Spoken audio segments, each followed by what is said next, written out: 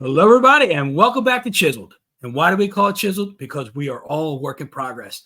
I'm your host. I'm Rob Commodari. I'm also the author of the book Better Than You Think and co-authored the book with Kyle Wilson and several other authors, Next Level Your Life. Today, I have a guest, Bob Arnold. Bob and his wife, Jeanne Arnold, went through one of life's worst nightmares, and we're going to talk about that in a little bit. But Bob and Jeanne Arnold were leaders in the Youth for Christ for 40 years, if I'm saying that right. Bob was a director, national board member, training director, and campus life leader. He's a contributor to Life Application Bible. He has coached soccer, basketball, lacrosse, and baseball. Jeanne worked as a pharmaceutical rep. They have 4 children and 4 grandchildren. Bob, thank you for taking the time to be with us today, and I'm looking forward to chatting with you. Yeah. Well, in the last 4 months, we've picked up 2 more grandchildren. So 2 weeks ago. So we have 6 grandchildren now. There you go. Was it twins by chance, or just 2 of the other children had kids each? 2 separate families, yeah. So there you go. So you're growing. You're exponentially growing there. Yeah. So Bob, I thank you again for being here. And I know this is, I'm sure it's a hard story to tell, and it's happened several years ago, a couple of decades ago for that matter. But you experienced one of a parent's worst nightmares, and if you could go into that, and then we'll get into some other questions, from that, we'd appreciate it. Yeah. Well, Jeanne and I were out with some friends on a Friday night, and we came back home, and we were actually in bed. And I got up to go to the bathroom. I guess it was about 11:30, 12 o'clock. And I heard Jeanne in the other room saying, "Who are you? Why are you saying this? Marcie's not dead." And so I came back into the room, and Jeanne handed me the phone. And the man on the other end of the phone says, "I'm such and such. I'm the coroner from Horry County, South Carolina, Myrtle Beach.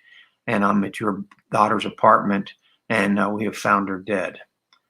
So at that point, everything stopped. It just like, what? How is this possible? And here we are, 7 hours away from Marcie. We don't know quite what to do. She just graduated from college there, and we really didn't have many contacts there at all. And we were just like all of a sudden, the world just went completely out of control, and we don't know what to do and how to handle all this that happened. How could it possibly be your daughter has died?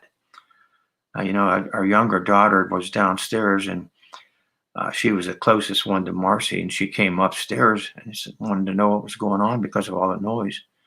And she was tight with Marcie, and we said, we just got a phone call that Marcie had died. And so she started screaming, and how could Marcie, not Marcie, how'd this happen? And it was just an overwhelming experience. It's one of the things that basically people tell you, and you have no control. She's 7 hours away. Here your daughter is dead, and what do you do from here? What happened? How's it, what's going on? And it was just overwhelming, So, we didn't want to call people. It was now 1 o'clock in the morning.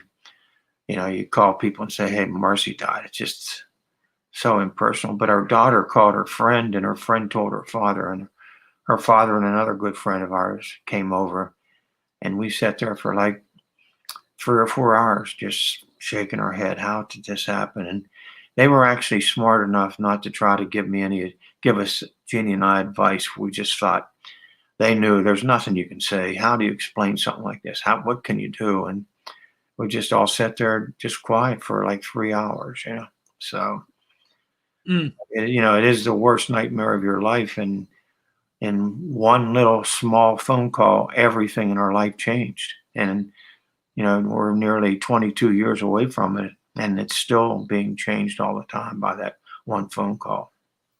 Yeah, that's horrible. I can remember a time, it was about 13 years ago.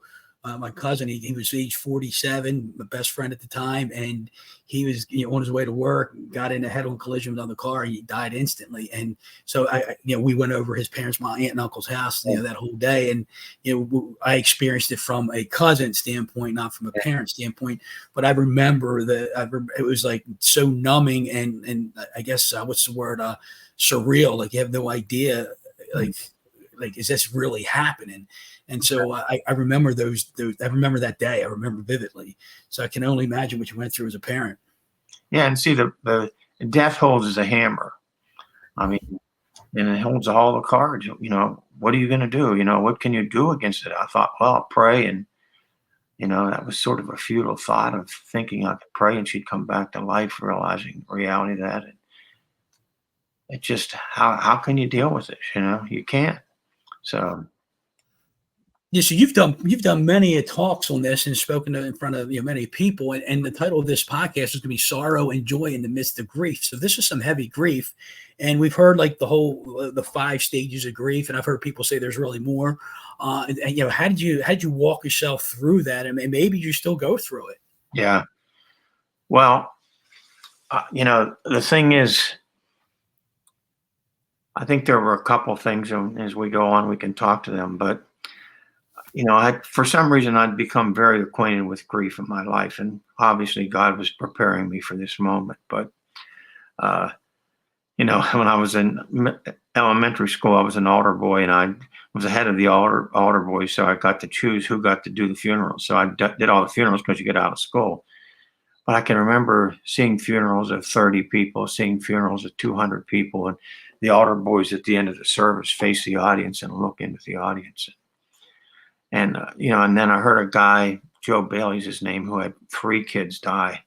And I knew one thing that had to happen in order to do that. And that is, the first thing is to really be honest about what's going on, and I, trying to think of all the ways to try to rationalize this or deal with this. I knew none of those were reality. I had to be honest with what I felt. And one of the things I did over the first 3 years is I wrote 1,300 pages in my journal. And each morning I would get up and, God would meet me through the book of Psalms, and then I'd begin writing what I was thinking and feeling. And that ended up being a major part of the book, but it also helped me to be able to sort through, the depth of despair that I was feeling. I mean, this despair was just overwhelming. But as I began writing it down, it helped me to be able to sort through what I was feeling, what I was thinking, and help to sort through it. So, my wife and I both would get up for a couple hours every morning and pray and work through all the stuff that we were feeling and having to walk through. Was that the honesty piece, like writing down exactly what you were feeling in those moments?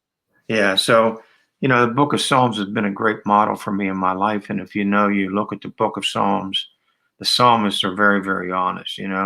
God, where are you? Why have you abandoned me? Why do to the evil man always flourish and the good man doesn't? And so they're being very, very honest. And so they were honest in one sense of everything that they're feeling. And then time and time again, they're walking through deep despair, and they say to themselves, put your hope in God. And I think, that's a thing that just draws you back to God being there in the midst of your struggles. And see, God is a son of sorrow. And Teresa Avila says when death occurs, the first thing that the person who first experienced the death and has the first tears is God. And so Marcie was a child of God first and our child secondly. And so we know there's a kinship there that comes from knowing that God, is the son of sorrow. He is there for you in the midst of your deepest and hardest times. And he's a great friend in times of trouble. Yeah, you said I watched the presentation of yours when you spoke to some people, and you made a comment. You said our sorrow is God's sorrow. Our children are God's children, and Yeah. you said God sheds the first tear. Can you I'm trying to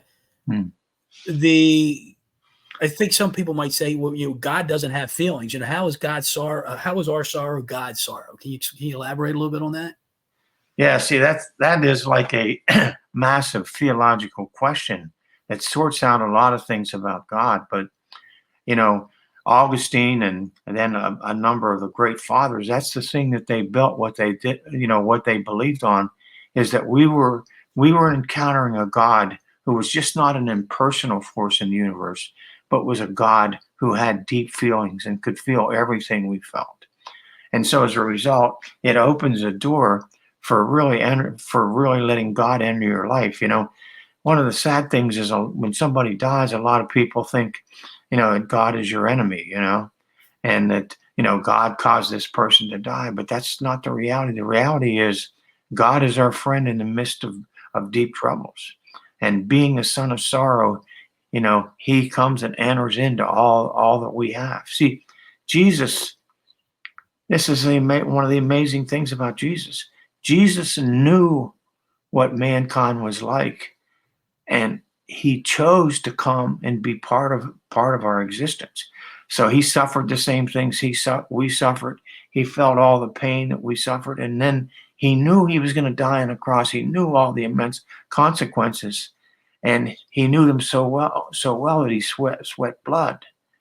And so, God is this deep feeling being, and it's a really great question, Rob, because a lot of theological things are all built around the fact that God is a God who feels what we feel. And that's powerful. And I guess it gives you a sense of hope, maybe, because you feel like, in that sense, maybe in that situation, maybe you feel lonely or like they're hopeless. But Yeah. when or you believe that he's our sorrow is his sorrow, and that he's a deep feeling being, that again, I think it gives you a sense of hope. And then later on in that presentation, you talked about allowing sorrow to become your friend. Right. And so I get it because offline you and I had a brief discussion about this, and I'll jump in first and say, like, I remember a time when I was taking swimming lessons, right? And I was scared to death of the water. I didn't know how to, I was 43 years old, right? And all I could do was the doggy paddle and swim underwater. And I remember the first day of swimming lessons, the teacher says, okay, let me see you guys push off the wall, take a couple of strokes and see what happens. Well, me, I'm like a bat out of hell. My head's moving, my arms are flapping, right? And she said to me, she goes, Rob, you got to let the water become your friend. And I'm like, that's profound. I get it. So when we allow the water to become our friend, and in this instance, you're talking about allow sorrow to become your friend, I think about, well, let like any insecurity become your friend. Let fear become your friend. So can you elaborate a little more on how we can allow sorrow to become our friend? Yeah, that swimming illustration is a beautiful illustration because, I've taught a lot of kids how to swim, and they have to, if they're afraid of the water, it really is a negative. It's really a negative in terms of them learning how to swim, and to be able to teach them that, the water is a safe place to be. But let me talk a little bit about this. But see, I've observed there are two kinds of people that encounter death. One group of people try to deny that the death exists, and they basically deny to the point where they actually live where they think that the person actually hasn't died in some cases, or that they're not really taking the thing as the other thing. Are people who basically do what we're talking about, where they allow the reality of the death to enter into their existence. And as sorrow, if you deny it, has enormous power, and it can just really beat you up and just tear you apart. When you begin to realizing that sorrow can become a friend, and then you let that sorrow become your friend, you see that sorrow becomes this amazing healing agent. And so this healing agent, can really help you. So I think that's, the two options. One option is basically to try to deny the reality of death. And the other one is to basically to be honest about death. And as you begin being honest, that's what was great about me writing my journals. As I began being honest, it really became a healing agent. Now, one thing I want to say is we're, 22 years away from Marcie's death, and there's still times when I cry. I was, getting prepared for this. I was reading the story between my daughter that came upstairs, and, she was so close to Marcie. And I'm just thinking, oh my, if Marcie could have only lived, if Marcie was still alive. And there was really a deep loneliness and a deep emptiness. But as you let that come closer to you, you feel all that you feel, but it does become a kind of a healing agent in your life. Yeah, I'm thinking as you're talking, and the whole I was talking about the water becoming your friend, and I understood that, and letting the sorrow become your friend. It's almost like you said. It's like it's almost allowing yourself to feel that sorrow and almost like embracing it. Is that a good way to put it? Exactly, exactly. And let me just give you an example of some of the things that that I did.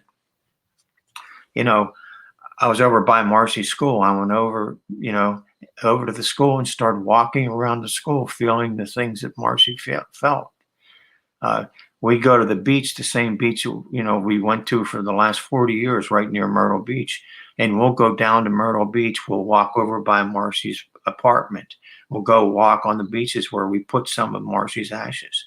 In some ways, it's sort of scary, but then the reality is, as you do it and you walk away from it, you can just feel a cleansing and a sense of intimacy. The other thing that I've done is had conversations with Marcie. Now, people may think I'm a little crazy. Well, I am pretty crazy, but But I think this is powerful. I know what you're talking about. So please share that. I think it's amazing. I'm trying to get to the place where I can read the conversation that we had. But I had a number of imaginary dialogues with Marcie. Now, I'm not saying Marcie was there dialoguing with me, but I was imagining Marcie being in heaven and the perspective she has from heaven, and then the perspective that I have on earth as we're talking. Now, one of the things I realized, which was, I'm supposedly a great theologian. I'm not really, but I'm saying now me being the great theologian, Marcie knows more about God than I do. Yeah, I think so, right? Right. So here's one imaginary dialogue I had with Marcie. Marcie says, "Dad, you were right. I wish I could have been more faithful to what I knew. Me, I wish I could have been more faithful to you, encouraging you to follow him with all your heart. Marcie, he is so good. He is so loving. This is what I've always desired. Me, I wish I could be with you. Marcie, Dad, you must stay. He wants you there. Take his words into the depths of your existence. Trust them. He will take care of you and empower you. He desires and needs to use you for his honor and glory. Be even more faithful. Dedicate 100% of yourself to his kingdom. When you are prepared and ready, he will move." So you can see in just a lot of different ways you can use that imaginary conversation to really get close to the person that dies. And there is a real sense, of a good conversation. And healing. There's healing in that too, right? Absolutely, yeah. And so there is this reality where, in a sense, heaven touches earth. Yeah. That's amazing. And I know you wrote that, you did a lot of that journaling because in your presentation, as I heard, you discussed it. That's amazing. So, I mean, there's so much, there was so much from, what I saw and read or watched. Like, so one of the things you talk about, in fact, you open up with this, you said it's one of the common questions you get is like, how angry at God were you, right? And some people think I'm not allowed to, I'm not supposed to, or it's like sacrilegious to get angry at God. Yeah. Can you talk a little bit about that? Yeah. Well, my wife Jeanne actually was a lot more angry than I was. She had a real sense of being angry. I'll tell you a beautiful story that happened to her. And in my weakness, honestly, I didn't feel like I could be honest with God, and I couldn't be angry. I couldn't be angry with God. And, it was just I don't know how to say it, but I just didn't feel it. But the thing that I knew from the Psalms is the psalmists were angry with God. Take our enemies' children and throw them up against a mountain. And they were very, very angry. I knew you could be angry. See, God has big shoulders. He can handle the little bit of anger that we have. Now, listen to what happened, if you can believe this. But, we're waiting 3 or 4 days for Marcie's ashes to come, and the postman was delivering. So we're out in her yard. Actually, Betsy Goodman was there, and the postman pulls up, and Jeanne goes up to get the ashes, and there they are. He hands to them. They're in a paper bag, and the ashes are leaking out of the bag. Mm. I mean, this just knocked Jeanne to the ground, and she was so angry, so overwhelmed by what happened. Well, she goes out into our back porch, and she's out there sitting and, being honest with God to the ultimate. She said, God, I've had it. I can't take anymore. This is the end. If you don't do something, I don't want to have anything to do with you ever again. And, we open up the Bible, and sometimes we just open it up randomly, but we know there are times when we open it up randomly, God speaks to us very personally. Yeah, yeah. And so she opens up to John 16:20 through 22. Now, you have to look at this passage from a mother bearing a child, and look at this passage in terms of, Marcie saying her last goodbye. So listen to the passage. Very truly, I tell you, you will weep and mourn while the world rejoices. You will grieve, but your grief will turn to joy. A woman giving birth to a child has pain because her time has come. But when her baby is born, she forgets the anguish because of her joy that a child is born in the world. So with you, now is your time of grief, but I will see you again, and you will rejoice, and no one will take away your joy. It's like those last words, or words spoken directly. It just seemed like Marcie to us. Now is your time of grief, but I will see you again, and you will rejoice, and no one will take away your joy. We put this passage on her gravestone, but there is that sense that, all of us know that are Christians, there will be a time when we will come and see that our loved ones have died, and it will be a great time of rejoicing. But this gave us some real hope, and it gave Jeanne some hope in the midst of the horrible thing that had just happened. Yeah, and thank you for sharing that. It's so many things, like I said, that come from what you experienced. And I know a lot of times people say you can always find the good in a bad experience. Yeah. I'm assuming there is one, and if you could share something good that came from it, and how long did it take to really figure something out good from this tragedy? Well, one of the things that we found, and we tell people, we talk to a lot of people about death, is that if you look at the book of Job, in Job chapter 42, Job says, I have heard of you, but now I have seen you. And Rob, over the last many years, you can't believe the number of things that we have seen, and where Marcie just, in a sense, just sort of showed up in the situation. A friend of ours was on his deathbed, and he looks up, and Marcie's sitting on the end of his deathbed, and said to George, don't be afraid. And so that's one thing. But one of the neat things which we were talking about, and sort of your focus in terms of your ministry, is, we were studying a book by Ken Gar on the Pieta. And, we were studying that, and we were seeing Ken Gar saying, we're like a stone that God's going in and shaping. And we found out in the process that Marcie's name means born again anvil. And that's what she did a lot of her life, is to shape and reshape people. Well, Christmas, we go to the cemetery, and we look up, lo and behold, right behind where Marcie's born is the Pieta. And we're like, wow, Yeah. But, is in our small group, we were saying how Marcie's death, people that were our friends, how Marcie's death had like shaped and reshaped their own Christianity. And so it was a powerful thing, to be able to see this. But, this was sort of a very common thing, but, I coached sports forever, and, I should have been a coach, and I was coaching my daughter's team, and, in lacrosse, and we were playing for the lacrosse championship in the area for recreation junior high school. And it was going back and forth. We were ahead by one, they were ahead by one, and we were ahead by one. Anyway, there was 30 seconds left in the game. And we were told basically that V should never play sports again. So she had to play at a very low level.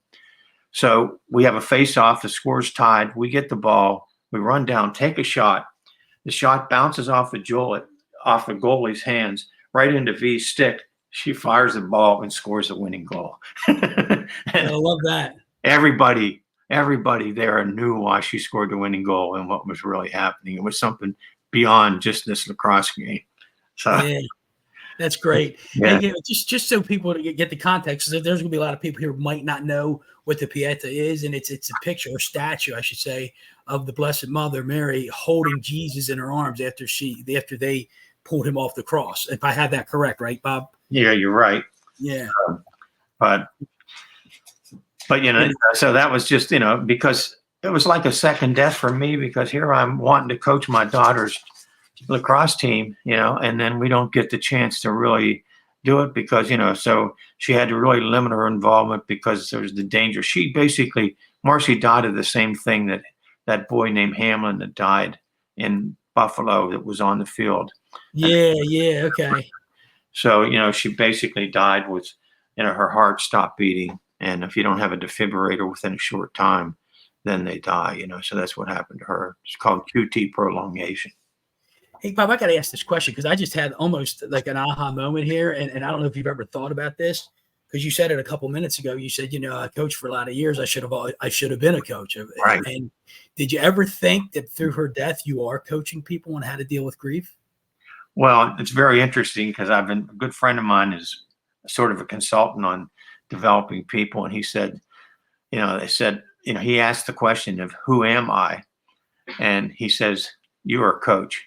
So Yeah. I'm coaching people in sports, or whether that's what I'm doing in life, and the network of people that I've built are all people that I've spiritually coached, without necessarily saying I'm a spiritual coach, but that's what I ended up playing the role in so many people's lives. Yeah, I mean, think about it. You're talking about how to let sorrow become your friend, how to being okay with being angry with God. I mean, those are coaching concepts on work with people. So you are a coach, right? And you're not the type of coach you expected to be, but you're a coach, right? Right. So in the process, I did coach my kids, which was great, Yeah, and so that's incredible, and I really appreciate you sharing this. And then there were some other things you talked about. You talked about like the and a lot of people know this, especially not just in a spiritual sense, but in a personal growth and development sense. You talked about the past, the present, and the future. Right. Can you elaborate a little bit more on that? How you brought that to life? Yeah. Well, this is actually going to be my next book, if I can get around to writing it. But I'm doing a 5-week seminar on it, starting next Monday. But here's the reality. This is an accepted thing, in the history of the church. It's an accepted thing in AA, and you'll see more and more sports doing it. And that is, in order to deal with all of the stress, anxiety, anger, shame, whatever, you've got to learn to stay in the present moment. So for an alcoholic, they say, I'm only free from alcohol right where I am right now. I can't be, I'm not free in the future. And in spirituality, it is, the saying that I've developed is to be fully present in the present moment and the presence of the Holy Spirit. And so that's a great motto to live your life, but it's also a great motto if you're, in the middle of a divorce, or, if somebody's dying, if somebody's very sick, if you're having trouble with your kids, to try to project out, to look back at the past and feel the shame from the past, or to look into the future and feel all the fear from the future. The thing you've got to do is got to learn to stay in the present moment. The only reality exists. The past is done, gone, and the future is not here yet. The only thing we can do is stay in the present moment. And that's so important. And when you were talking about that, I think about my mom, right? And anybody who's had a relative or friend or parent that's going through dementia. Yeah. And sometimes like you have the feeling like forgive me for saying it this way, but this is some of the thoughts you have. What's the sense of having a conversation, because it's a worthless conversation. It's not going to be remembered, right? Right. And so there may be, like, we had a party for my mom, 80th birthday party, and she's not going to remember the party. Mm-hmm. But the comment that was made that I'm going to forever remember is like, you have the party and she's going to feel that love in that moment. Right. She might not remember it, but she's going to feel it in that moment. And that's the most important thing, is in that moment. So I'm thinking about the future because she's not going to remember it. And meanwhile, if I'm too worried about thinking about the future, her not remembering, I'm not taking the opportunity to live in the present with my mother. And I wonder how many people struggle with the same thing. And if we can, and I need to learn this, I need to get better at it, is to be in that present moment, because there's a moment when when my mom smiles at me, she goes, "Hey, handsome." And I'm like, she's not going to remember she said that two seconds from now. And, it's a chance for me to say, "Hey, beautiful, I love you, Mom," or something like that. She'll hear it, she'll feel it in a moment, and it'll be gone, but it's in the moment. Yeah. And I think it's so, this is so important what you're saying. Whatever we're in, let's live right now and not worry about the fear of the future or the thing of the past. Interesting that I've picked up in football. I'm a big Ravens fan. But I hear football coaches, NFL football coaches, well, how do you get your success? We make every play count. Yeah. Right. You got to make that play count, and you don't worry about what's going to happen down the road. But this play is the only thing that matters. So. Yeah. Hey, Bob, if I could take I guess just a little detour here, and it's part of this. So through this, you've written a book, and I think did you and your wife wrote it together, or? Well, she wrote some of it, and obviously she lived with me. So so you wrote a book, and the title of the book is "When the Circle is Broken." Right. And so, can you talk about that? Like, so some people might think of the circle of what? What circle is broken? And if you can talk about the book a little bit.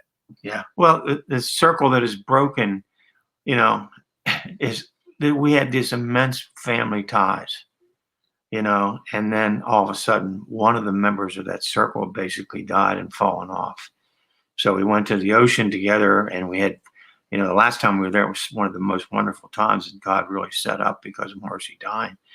But you have this circle, and the circle becomes broken. And then the thing is, our subtitle in the book is Our Journey Through Deep Sorrow and Surprising Joy in the Loss of Our Daughter. And see, the thing is that we encountered in this is, three things, if I can find them. But basically, number one is we would never want our daughter to die. Okay? No way possible. But what we found is that we met a God in that process that was beyond any God that we could ever meet. And the second thing we found out, which a lot of people aren't going to hear this, but this is reality, and that is God doesn't take away the pain. And I remember sitting up one night in the middle of the night praying and saying, God, I thought being a Christian, all my problems were solved and I wouldn't have this kind of pain. But the pain never disappeared. But that pain continually became a healing agent. It's just like the chisel with the statue. It kept shaping and reforming us. And then in the process, we meet this compassionate, caring God that time and time again, when we're really down, he comes, says something happens that just we know that he is with us and that Marcie's okay. Yeah, it's so good. And then, like, I got to ask this question from something you said a minute ago. Like, through this tragedy, you came to know a God, a different God, or God at a deeper level. And so, like I sense that you were a very Christian guy, a spiritual guy before this happened, right? And this happens, and then it sounds like you deepen that relationship. Some people might say, I'm going the other way. Right. So I guess I'd be correct in making the assumption of saying because of this, you have developed a deeper relationship. Yeah, there's no question about it. And that's what I was saying about Job earlier. Job says, I have heard of you, which is theology and stuff like that, but now I see you. And so the thing that happened as a result of Marcie, we began to see things that we never would have saw. I was at a funeral a couple weeks ago, and I told the person, look, at the time of death, you're in a very, very holy place. And start looking around and realizing, that God is going to say things to you that you would never, not say things per se word-wise, but through things that you see and things that happen, you begin doing it. And then there is this deepness that, God takes you in this level that's just beautiful, but it also deepens your walk with him and deepens your ministry. The ministry opportunities in very powerful situations I've had are just amazing what God's given me opportunities to do. And in the process, you're blessing others. Exactly. Yeah. So, Yes. So again, one of the questions I had for you here, like you have this book, you've had this experience, like I haven't picked up the book. I'm going to get it now. I'm a voracious reader, let's say. So like, what is the hope that you hope readers discover from your experiences, your pain from this book? What do you hope that they discover from this? well, my biggest hope is that they will discover a loving God, a God who is on their side in the midst of whatever tragedy they're going through in their life, that God is there for them. And that, our experiences, that's what we encountered, and they can expect God to be there with them. Not in the same ways we were, but in reality, he'll be there with them. And that's what I want them to see, is that there is a loving God in the midst of the worst thing that can happen. God is there, and God brings hope. And then I don't know if it's a fair question, right? Has your family grown closer because of this in relationship to you had a deeper relationship with God, but now has the family gotten closer as well? Yeah, it really has brought us closer and closer together. And, the reality is, because of that, this is a thing that it's like a monument in our life that we always keep drawing back to. We're always talking about Marcie. Now, here is a crazy thing that just happened in our family. By the way, I just want to say one more thing about that. At a certain point, when Marcie died, our kids were at college or going to college. About 5 years after Marcie died, they all came back to our house and were living with us. So we had a 2 or 3 year period, which was a wonderful time, where we were all together again as a family. The circle had been reunited. Wow. Well, anyway, our daughter just had a baby, right? Now, you'll see in the book, somebody gave us a 70-acre farm in Western Maryland. And it's got the most beautiful meadow you've ever seen. It's probably the most beautiful meadow on the East Coast. And then the mountains of West Virginia sit over it, and it's just beautiful, So the meadow has been the ministry that I'm doing right now, but it's also the meadow is the name of this land. Well, my daughter had a baby, and she named the baby, what'd she name the baby, Jeanne? Let me think for a second here. I don't know why I can't remember this, but I drew a total blank. That's okay. Yeah, I do that too. Another singer from Jamaica, Bob Marley. Marley's her name. Okay.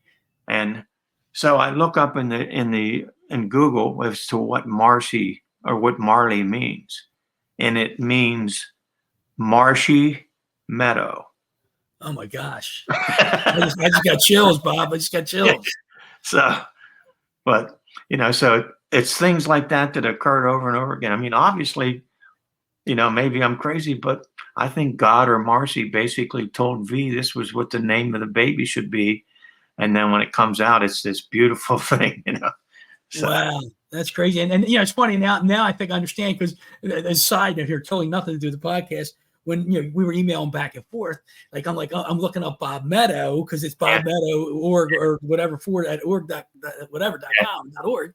I'm like, is it Bob Meadow or Bob Arnold? Right now, I guess that's where the Meadow came from. Is from the Meadow. Right? Okay, that's the name of our ministry, and it's the name of So I just connected those dots. Yeah. So thank you for that. So Bob, before we let you go here, there's a question I ask everybody. I mean, you've been through some hard chiseling, right? Right. And like, how much more chiseling is there to go? I mean, you've been through a lot, right? So right. How much more is there? Right. Well, that's the question, and I think two things. First of all, I have cancer, which I've had for 5 years. And then 4 months ago, I had open heart surgery, So talking about how much more can God lay on you? I don't know. Yeah, right. Left, right? But the thing that I want to read, I developed this imaginary conversation or this imaginary reality of what happened to Marcie when she died. And so, she dies of Q2 prolongation, which means her heart stopped and she couldn't get her heart, there's nothing she could do to get the heart going. And so she is actually by herself in her apartment in Myrtle Beach. She's on the telephone with a friend of hers, and they were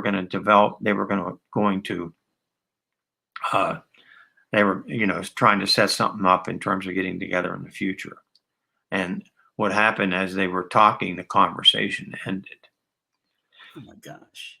Now, one other thing, just to say this, is at the funeral, 2 people came up to us who didn't know each other, who basically know that Jeannie's one of her big concerns is Marcie died by herself. And they said, God has told us that Marcie didn't die by herself, but she died surrounded by angels. Mm. So I've recreated what I think happened in Marcie's apartment as she was dying. And so on her final moments, on the phone with her friend, making plans to get together, then the phone goes dead. Her friend tried to call her over and over. No answer. He thought maybe her phone went dead. From Marcie's standpoint, Marcie's heart stops beating, and within 5 minutes, she dies. When she dies, she looks up, and angels surround her. And their words, which angels always say, is, "Do not fear," and they escort her to heaven. Her first experience in heaven: amazing trees, loud waterfalls, skies greener than green, bluer than blue, all beyond anything she could have ever experienced. Then she finds herself in the presence of God. Wow. Surrounded by such overwhelming beauty in the presence of God, she explains, "This is what I've always wanted." Powerful words. Yeah. So anyway, I thank you very much for having me on, and it's great connecting with you. You know, we definitely connected in this conversation. Oh, for sure, for sure. Thank you for sharing. Thank you for your vulnerability and Yeah. all that you shared. It, and I know it's got to be tough. So I'm going to definitely keep you in my thoughts and prayers. And it's it's something that very much think about. Yeah. Bob, if anybody might be going through this and they wanted to reach out to you, or a group wanted you to speak to their group about this, is there a way they can get a hold of you? Yeah. So my email is bob@metaphor.org. And then my telephone is 443-425-4729. So you can look up our website, metaphor.org, and get that information too, so. And then pick up the book, When the Circle is Broken. Right. And I was going to ask that question because I was afraid to ask it, actually. Has the circle come back together, or can it even come back together? And you said when the kids came back, the circle was reunited. Yeah, so, it was very interesting for us to all be together. Yeah. And I guess Marcie led that charge of everybody coming back together. Yeah. So, well, she was actually dead at that point. So no, that's what I meant. But yeah, okay. Yeah. So I think there was some spiritual guidance that she brought everybody back together. So thank you so much, Bob. I really appreciate it. And I think there's going to be a lot of people impacted and touched by this. And I'm looking forward to sharing it with people. So thank you so much. Thank you. All right. All right, everybody. Until next time, let's go get chiseled.